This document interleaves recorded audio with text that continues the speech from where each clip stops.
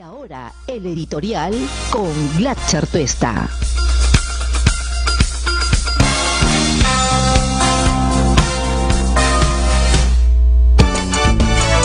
Qué duda cabe que en un país como el nuestro, donde la coyuntura se mueve muy rápido, pues tenemos novedades, muchas novedades.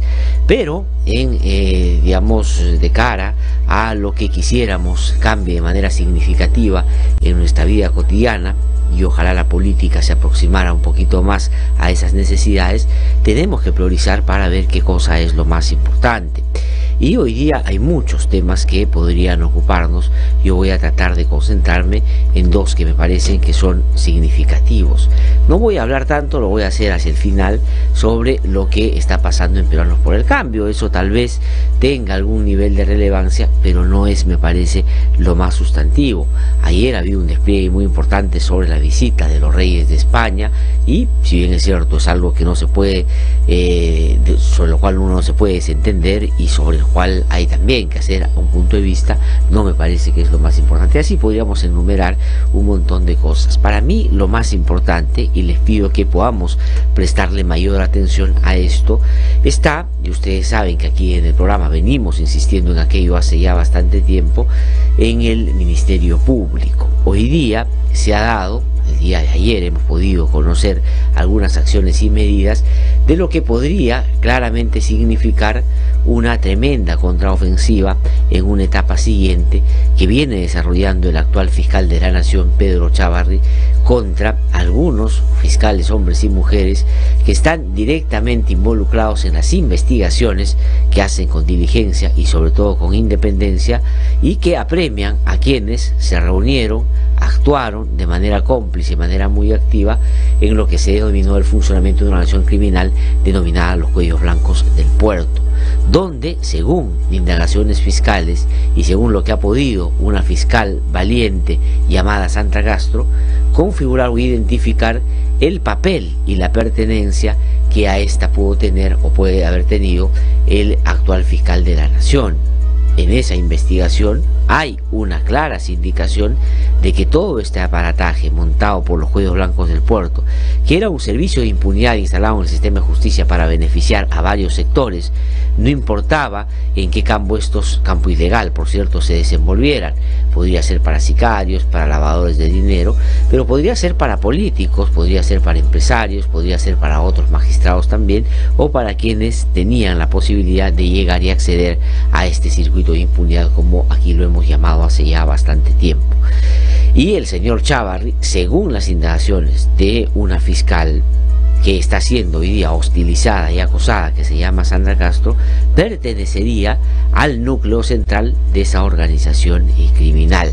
Pero esta organización criminal no solo tiene o buscaba tener el control del Ministerio Público, de lo cual ya personajes como Walter Ríos, que felizmente están hablando por estos días, decían que ya tenían controlado, y lo decían en tanto había la certeza de que el señor Pedro Chávarri iba a llegar a ser fiscal de la Nación por esos acuerdos que en el Ministerio Público, sin mediar algún tipo a veces de racionalidad y menos un balance de que si la persona que va a ocupar el cargo algo de decencia trae consigo, pues terminaron planteando que él sea el sucesor de Pablo Sánchez, cosa que finalmente, como usted sabe, se materializó.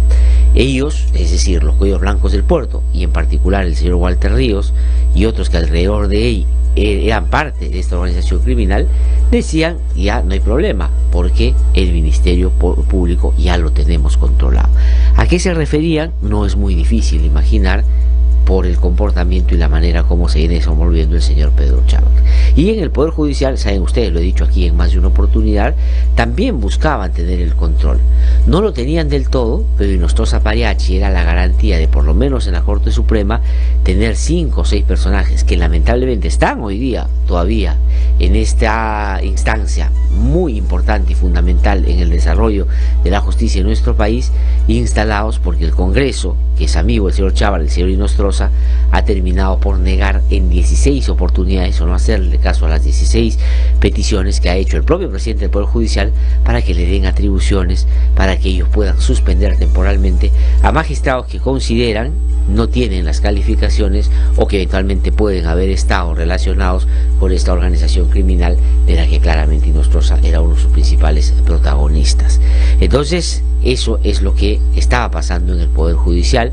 Él tenía el control de algunos supremos, pero sobre todo tenía el control de una sala penal que crearon ad hoc para que cuando llegara el señor Inostroza, sin tener la trayectoria, sin tener los años y menos sin tener el peso y la importancia que otros magistrados habían con el transcurrir de los años obtenido a través de su larga trayectoria, y terminaron poniéndolo a él encabezar esta segunda sala transitoria, que era además la instancia que iba a dirimir, resolver todos los incidentes vinculados sobre todo a aquellos políticos, entre los cuales organizaciones criminales se instalaron y generaron lavado de activos, que es lo que investiga el Ministerio Público, y que Richard Concepción Carguancho está resolviendo algunos incidentes al respecto.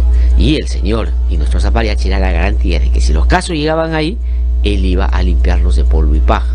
Por eso es que él quería relacionarse con Keiko, y Keiko estaba muy interesada en relacionarse con él, porque de hecho el caso vinculado a que si esto, es decir, el delito de lavado de activos o lo que se instaló dentro de Fuerza 2011 era o no una organización criminal, lo iba a dirimir o a resolver el juez Inostroza Pariachi, y por eso estaban, por cierto, conversando.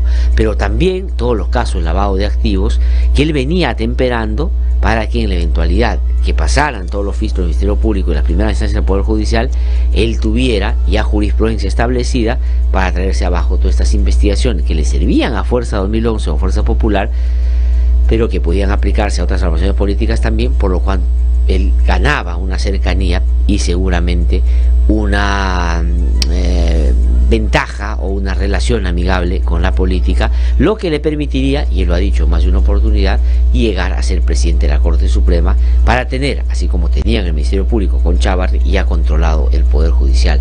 Ese era el plan de esta organización delincuencial, que fue descubierta con la combinación de dos elementos que fueron fundamentales. La primera, la valentía de dos fiscales, Rocío Sánchez y la señora Sandra Castro, que pudieron investigar a profundidad, pedir que se interceptaran los teléfonos de estos personajes vinculados a esta red criminal, y allí encontraron conversaciones que daban cuenta de estas relaciones establecidas e instaladas en el sistema de justicia para darle impunidad a estos delincuentes. Y esto fue, digamos, entregado a periodistas de investigación independientes y de reporteros, y esto finalmente terminó develándose por ser un tema de interés público, por estar a la base o tener a la base una interceptación legal autorizada por un juez, y por claramente demostrar la podredumbre que hay en relación a todo lo que en el Poder Judicial, sin que nos demos cuenta, por más que lo intuyamos y la percepción es muy alta en relación a la corrupción en este poder del Estado, pudiera alcanzar la dimensión de este tipo de hechos ilegales. Entonces, ¿qué pasó? Se develó y finalmente se originó todo lo que ustedes ya han podido originarse. Pero ¿qué cosa empezó ahí? Lo primero no fue tomar esto para poder iniciar los cambios que se requerían para que esto no solo no vuelva a suceder, sino se sancionen a los responsables. No. Lo primero que sucedió fue que empezaron a perseguir a las fiscales y empezaron a perseguir a IDL Reporteros. ¿Por qué los políticos se alinearon en esa dirección? ¿Por qué algunos medios se alinearon en esa dirección? ¿Por qué algunos políticos se alinearon en esa dirección? ¿Y por qué algunos otros delincuentes se alinearon en esa posición? Porque lo que querían era evitar que se siguiera difundiendo y evitar que se conociera las relaciones múltiples que tenía esta organización de delincuentes instalada en el sistema de justicia y los clientes o la clientela a la cual le brindaban estos servicios. Y por eso es que todos se sentían interpelados. Jueces, fiscales, a mí me llamaban de manera insistente a preguntarme si sabía que había algún audio sobre ellos, lo que ya en sí mismo daba cuenta de que no tenían la conciencia tranquila y que pueden eventualmente haber estado vinculados a hechos de dimensiones distintas, pero de participación ilegal en alguna de estas redes. Y los políticos igual, y otros personajes también de la misma manera. ¿Cuál fue la metodología o el plan inicial? Acallar a la prensa, pidiéndole los materiales, tratando de incautar o invalidar esto como prueba, rompiendo la cadena de custodia para que pues no se pudiera utilizar en las indagaciones al respecto, y tratando de achacarle la responsabilidad a fiscales valientes que nada tuvieron que ver con lo que la prensa pudo obtener en este caso, para tratar de evitar que siguieran en estas investigaciones. Y la obsesión de estos personajes, que por cierto ya tenían a Chávarri como uno de sus principales obreros en esa tarea, por cierto, de tratar de identificar quién filtró los audios, pues empezaron a lanzar una serie de amenazas y hechos que al comienzo eran burdos, abiertos y totalmente insanos en términos de lo que debería procurar quien persigue la delincuencia y promueve la legalidad, que es el Ministerio Público, al punto de que el propio fiscal de la Nación en 2 oportunidades salió de Mensajes de la Nación a buscar desacreditar a las fiscales que investigaban el caso de los cuellos blancos del puerto, a intimidar a testigos y colaboradores eficaces de quienes decía que estaban hablando cosas falsas y que eso podía generarles algún problema más adelante, y por cierto tratar de debilitar lo más que fuera posible el trabajo que ellas venían desarrollando para que no avanzaran y no llegaran a él, y tampoco llegaran a quienes en el Ministerio Público lo sostienen, que son algunos fiscales supremos de los cuales voy a hablar, y menos por supuesto que tocaran a aquellos actores políticos que hicieron y con algarabía aplaudieron, por cierto, que él llegara al Ministerio Público en su máxima instancia. Entonces, en ese primer momento, esos fueron los ataques. Pero conforme fueron avanzando las investigaciones de los cuellos blancos y de el caso Lavallato, los intereses se fueron cada vez más juntando, y hoy día están, por supuesto, todos vinculados en la tarea de traerse abajo todas estas 2 investigaciones. Ha hecho bien Gustavo Gorriti hace bastante tiempo en decir que el caso Lavallato es el caso Lavajuez, y están estrechamente vinculados. ¿Y qué cosa los vincula? No solo, por cierto, el comportamiento de actores de la justicia en ambos casos, que venían más bien tratando de torcer el encargo que la Constitución les da para procurar ir hasta el fondo en investigaciones tan complejas como esta, sino que el apremio de un fiscal de la Nación que está en apuros y un vocal supremo que tuvo que huir y que fue detenido ya en España, terminó cambiando el juego a los políticos que se vieron interpelados abierta y por supuesto muy documentadamente con el trabajo del Ministerio Público. Entonces cayeron en desgracia en el ámbito de la impunidad en el Poder Judicial y el Ministerio Público.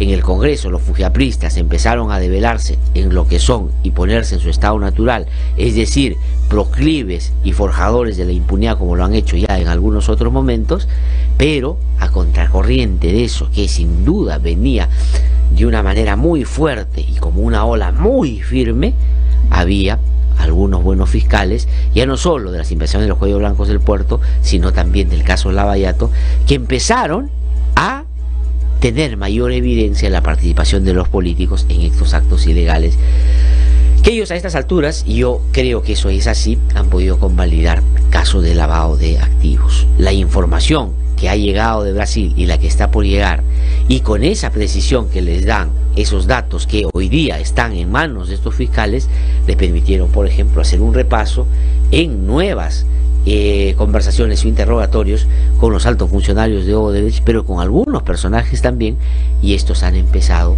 a hablar. Entonces, ¿qué cosa es lo que eso ha originado? Que busquen a como dé lugar, ya no importa las formas, ya no importa que esto parezca lo que es, ya no disimulan en lo absoluto, tirarse abajo de la manera más prepotente que sea posible estas investigaciones, porque ya no las han podido controlar, porque el señor José Domingo Pérez, el señor Rafael Vela y el señor Richard Concepción Carguancho, 3 han sido suficientes para parar la ola de impunidad que veía que ganaba de todas maneras, y ellos han podido poner en su lugar a quienes correspondía terminen ahí donde están. A Keiko Fujimori en una prisión preventiva, a Silva Checa, operador de Montesinos, y a Doc para el caso Fuerza 2011, haciendo lo mismo que en los 90 para sus clientes de esta época, y finalmente toda la cúpula de Fuerza Popular, que seguramente va a seguir en esa línea. por animadversión, por odio o por antifujimorismo, no, porque la evidencia es tal, no solo en términos de los vínculos que tienen con un delito muy concreto, que hasta esas alturas me parece está suficientemente demostrado, sino por la claridad que hay en hechos que se han podido concatenar los unos con los otros, que configuran un claro interés por boicotear y por obstaculizar la justicia, cosa que es un requisito fundamental para tomar una decisión tan grave como privarle de su libertad a una persona que está siendo imputada de estos graves delitos. Y todo eso se probó. Entonces no pueden controlar a Domingo Pérez, no pueden controlar a Rafael Vela, no pueden controlar a Richard Concepción Carhuancho. Y en el caso de Richard Concepción Carhuancho, no puede manejar como títere y marioneta al juez supremo, el presidente Prado Saldarriaga. No lo pueden manejar, pero sí lo pueden hacer con Chávarri y lo están haciendo. Entonces la vía en el Poder Judicial ya no es ir contra Prado Saldarriaga, entonces es buscar su salguanay, buscar su segunda instancia para recusar a Richard Concepción Carhuancho, traerse abajo sus investigaciones con el claro interés de que se reviertan las medidas que se tomaron desde mi punto de vista legal y constitucionalmente en contra de los miembros de Fuerza 2011, porque hay elementos suficientes para que esa decisión sea correcta y además ha sido doblemente justificada como exige el Tribunal Constitucional. Pero en el caso del Ministerio Público tienen todavía a Chávarri, que está en una segunda etapa, en una ofensiva tremenda, que lo que busca es desacreditar y generar en el camino una serie de elementos para que después tome el gatillazo, haga el gatillazo final y le corte la cabeza a estos buenos fiscales. Esta nueva etapa es contra José Domingo Pérez, claramente, también contra Rafael Vela, que es el coordinador de la Fiscalía de Lavado de Activos y ha tenido a bien, de una manera serena, coherente, inteligente, guiar este grupo y hacer que pueda conseguir todo lo que a estas alturas se ha podido conseguir, pero también ha empezado a golpearlo. Es más, han empezado a circular rumores de que está buscando un cambio para Rafael Vela, para tratar de hacerlo bajo una lógica de reestructuración de todo el Ministerio Público, lo que terminaría siendo inaceptable y parte de esta contraofensiva de la cual el señor Chávarri es claramente el principal protagonista. Hemos estado mirando con atención la situación de José Domingo Pérez, pero la situación de Rafael Vela también parece estar en el marco de la precariedad, propósito de que el señor Chávarri está, digamos, orando, está generando una serie de problemas para tratar de traerse abajo a este también buen fiscal, con la fiscal Sandra Castro, que investiga los cuellos blancos del puerto también. ¿Y cuál ha sido la metodología ahí? No sacarla, por supuesto, porque sería un escándalo, pero darle más trabajo cuando ella ha venido hace tiempo solicitando, más bien que la descarguen para que pueda dedicarse a estas redes criminales en las cuales aparece como imputado el propio señor Chávarri. Entonces, para perjudicarla, ¿qué ha hecho? La ha metido a trabajar en otras cosas para que desatienda eso que es fundamental y que Chávarri no quiere que se conozca. Y en el caso de Rocío Sánchez ha pasado una cosa similar. Ya con José Domingo Pérez le quitaron a su fiscal adjunta que estaba desarrollando estas investigaciones y han empezado a no darle las condiciones, o en algunos casos empezar a quitársela y después desacreditar de que es incompetente porque no hace las cosas a tiempo. Eso pasó con el caso Chinchero. Se ha podido demostrar, y Daniel Llovera en Cuarto Poder así lo ha podido pormenorizadamente demostrar. El fiscal José Domingo Pérez trabajó de manera muy eficiente en ese caso, pero pidió una serie de apoyos para poder hacer ese trabajo. El Ministerio Público no se lo dio, y no se lo dio por una sola consideración: que luego él apareciera como incompetente para arrebatarle el caso y para poner a un fiscal o a una fiscal que Chávarri maneje como si él fuera el gran titiritero, cuando él es un títere más de la corrupción en el sistema de justicia y de todos estos que quieren, por cierto, la impunidad. El señor Chávarri no es el actor protagónico de la lucha por la impunidad. Él es simplemente un instrumento que está colgado de un hilo, porque su legitimidad y su permanencia en el Ministerio Público ya no depende de su buen nombre o de su buen comportamiento, porque de hecho ninguna de las dos cosas tiene, sino de la voluntad de la señora Keiko Fujimori, que ya a través de Rosa Bartra dijo que la permanencia de Chávarri era un asunto imprescindible y un asunto de sobrevivencia, y eso es lo que está pasando.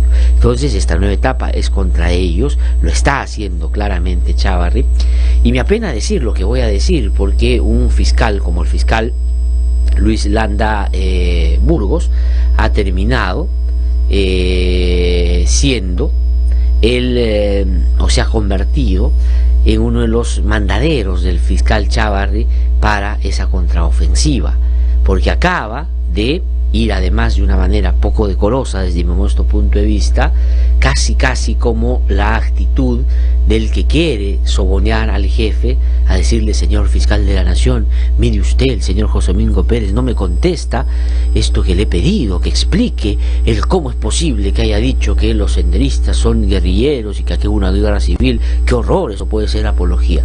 Y como no me ha respondido, se lo digo a usted, su majestad, para que usted tome la decisión de una vez por todas cortarle la cabeza. Ese es el papel que el señor Landa quiere cumplir en un escenario donde hay que hacer un parteaguas con la corrupción, y puede uno no hacer caso de lo que le pueda mandar a alguien que claramente busca proteger su propio interés y solo el interés de determinados políticos. Yo no sé si consciente o inconscientemente, porque lo que termina siendo un funcionario cuando hace caso a pedidos de esa naturaleza es convertirse cómplice en algo que es claramente contrario a, me parece, no solo el sentido común, sino la propia legalidad. Perseguir a un fiscal por unas declaraciones que dio en México, que pueden ser impertinentes, que uno puede no compartir, y por cierto, muchos no la compartimos, pero acusarlo de apología, el señor Landa cree que hay elementos para una cosa de esa naturaleza, entonces va donde Chávarri, y para Chávarri eso es miel en sus labios, y dice: gracias, señor Landa, usted me ha dado el pretexto para yo ahora mandar esto a control interno, para que de ahí le inicien un proceso, cosa que ya hizo, y después quede la banderilla puesta de que es incompetente, de que tiene problemas de corrupción, de que es insubordinado, de que no hace caso, de que habla mal del fiscal. En fin, van a ir planteando una serie de pequeños hitos para después decir: bueno, con todo eso no se puede mantener un fiscal en ese trabajo. Y eso es lo que el señor Landa, que ha cumplido un buen papel en otros casos, ha decidido jugar y cumplir en un escenario donde más bien uno debería, y él lo sabe perfectamente porque trabaja en caso de derechos humanos, lo que es no obedecer una orden indebida o un pedido indebido. Si a mí me piden algo que va en contra de mis principios, en contra de mi conciencia, y que me parece claramente una estupidez, porque acusar de apología al terrorismo a un fiscal que desde su trabajo viene haciendo algo impecable, que puede no gustarle a los corruptos, pero en fin, qué bien que no le guste a los corruptos, porque de eso se trata, acusarlo de apología es una tremenda estupidez, no es otra cosa. No me amerita una discusión legal o una valoración de esa naturaleza. Es realmente un hecho que lo que busca es desacreditar a un fiscal para sacarlo del cargo. Y el señor Landa ha terminado siendo, digamos, no sé si consciente o inconscientemente, cómplice de una cosa que es claramente irregular. ¿Y a quién beneficia eso? A los cuellos blancos del puerto. ¿A quién beneficia eso? A los políticos corruptos. ¿A quién beneficia eso? A todos los que han visto en José Domingo Pérez un personaje que no se deja doblegar y que hace su trabajo de manera responsable. ¿Quiénes están por declarar dentro de poco con José Domingo Pérez? El señor Chávarri. ¿Quién está por declarar con José Domingo Pérez? El señor Alan García. Esos son los que quieren salir. Y el señor Landa les ha dado, ¿no es cierto?, munición para que ellos gatillen hacia el otro lado y le corten la cabeza. Eso, déjenme decirlo con toda claridad, es complicidad en un asunto de esta naturaleza, y me parece que eso no es un asunto que se deba pasar por agua tibia. Entonces, ¿qué cosa es lo que está haciendo? Está haciendo el señor Chávarri un camino para después decir que el señor es inepto, que no hace las cosas, que contradice, que va contra los principios del Ministerio Público. Ya sacó esto de terrorismo nunca más como respuesta a lo que José Domingo dijo, y después aclaró, por cierto, sobradamente, y también lo dijo en la propia conferencia, que él no avalaba esa barbarie de Sendero y el MRTA que tanto daño nos hicieron. Pero van generando un escenario para después sacarlo.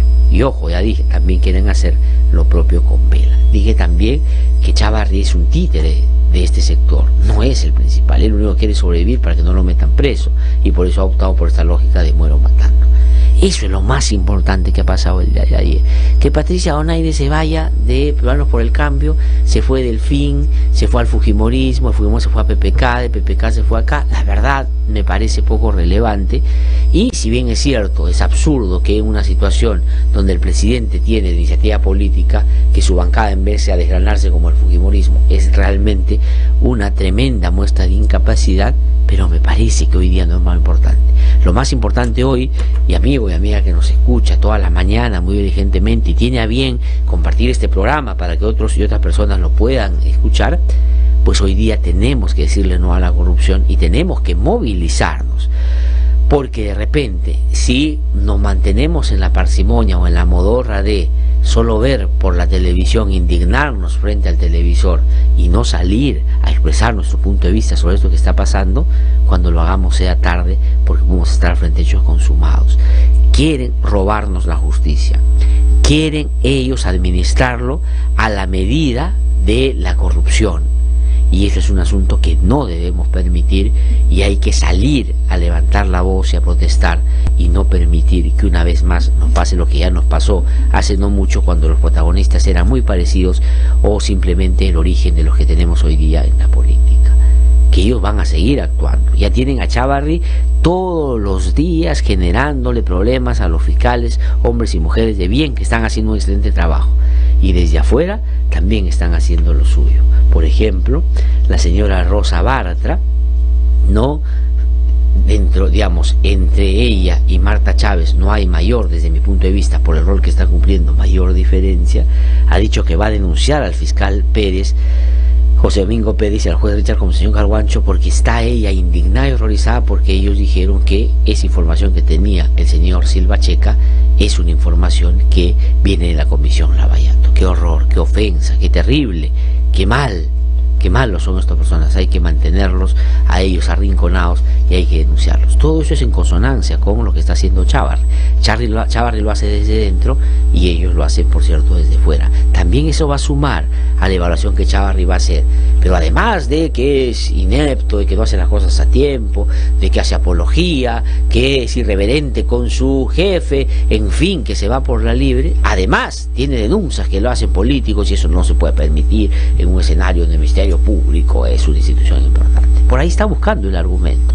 Chávarri nos quiere robar la justicia, quiere sacar a José Domingo Pérez y a Rafael Vela, y está en ese camino. También lo quiere hacer con Rocío Sánchez y Sandra Castro. Ese es su único propósito. Desde su oficina están generando todos esos actos de hostilización que estamos todos apreciando. Felizmente todos los medios de comunicación hoy día lo ponen en su portada. Todos, digamos, los medios de comunicación que, digamos, no voy a calificar, pero la mayoría lo están poniendo en su portada. Entonces Rosa Bartra lo denuncia por un lado. ¿Quién sale a aplaudir la denuncia? El señor Mauricio Mulder, ¿no? Sale a aplaudir esta denuncia y dice que la respalda. ¿Quién más sale? El señor Víctor Andrés García Belaúnde, que le quisiera que el desenlace político fuera por otro lado para que Barnechea gane la elección, pensando que si todo el tablero se patea, en el nuevo recuento ellos ganan inevitablemente, y eso no necesariamente es así, y es un juego muy peligroso. También apoya esta investigación. Entonces todos están interesados. ¿Por qué? Por distintos motivos, pero hay un denominador común, que es lo que los hace hermanitos en esta tarea, para usar la terminología tan corrupta de esto que hemos escuchado en los CNN audios. La hermandad es en base a la impunidad, y la impunidad es ¿para qué? Para que todas las tropelías que hicieron cuando estuvieron en el poder, lo alentaron o estuvieron alrededor de él, no se conozca. Y como hay jueces, hay fiscales, hombres y mujeres, que están por bien del país, por el bien del país, demostrando esto de una manera contundente, entonces lo que quieren ahora es agarrarlo a patadas, como bien dice el diario Perú 21 del día de hoy. Abuso de autoridad. Eso es lo que este señor, que la verdad a mí me avergüenza, el otro día he visto completa la entrevista que le hacen en CNN y me ha avergonzado tremendamente, ¿no? Y me ha avergonzado de una manera que digo, ¿cómo es posible que un país que se presa de estar creciendo, de haber mejorado en distintos ámbitos, tenga el Ministerio Público con esas características? Realmente estamos tocando fondo y es un asunto que solo depende de la ciudadanía pueda cambiarse. Son las 7:30 de la mañana. Vamos a ir a una pausa. Regreso para hacer nuestro recorrido por las regiones a través de la red nacional de IDL Radio, y luego vamos a conversar, porque ya está en nuestros estudios, Manuel Damer, que es congresista de Nuevo Perú, que el otro día, tratando de atarantarlo también con la amenaza de una sanción de 120 días, promovida ¿por quién? Por los afro-fujimoristas o por los fujiapristas. ¿Que qué cosa quieren? Que todos cambiemos de opinión.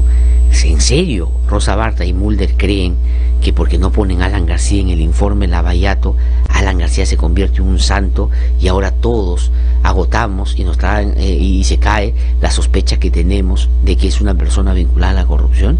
¿En serio? ¿Para qué creen que va a servir eso? Claro, probablemente crean que le va a ser útil porque se lo van a dar a Chávarri, y Chávarri va a ser el encargado de armar la historia de acuerdo al guión que ellos le hacen.